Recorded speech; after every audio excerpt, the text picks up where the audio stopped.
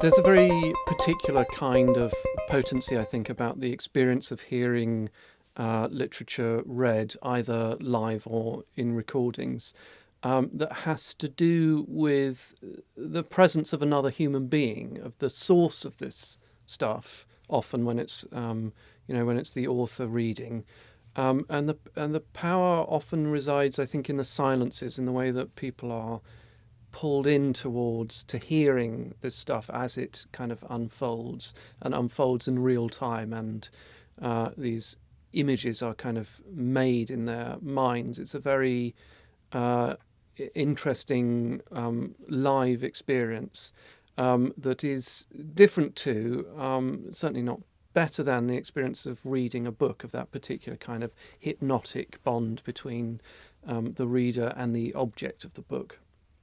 I like to listen to spoken word stuff generally when I'm travelling. I live in London, so there's always, or very often, there's dead time between one place and another. You have to travel on the tube, and often it's not practical to open a physical book as you're doing that.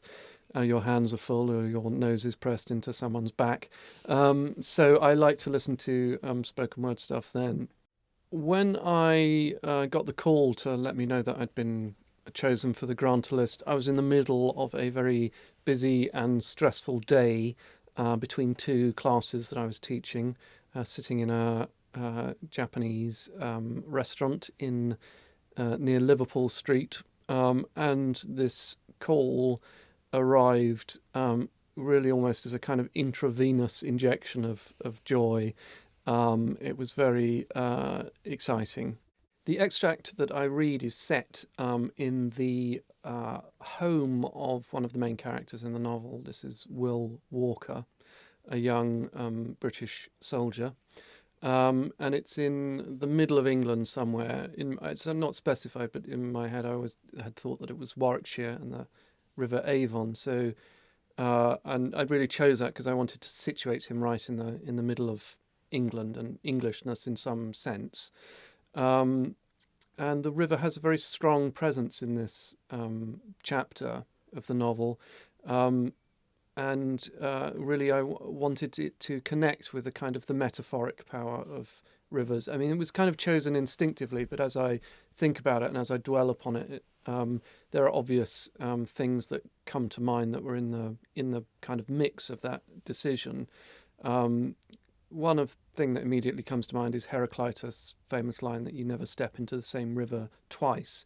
So that idea of flux, and turbulence of a kind which we're in, where Will's about to go off to war. We're in the middle of a period of intense historical flux.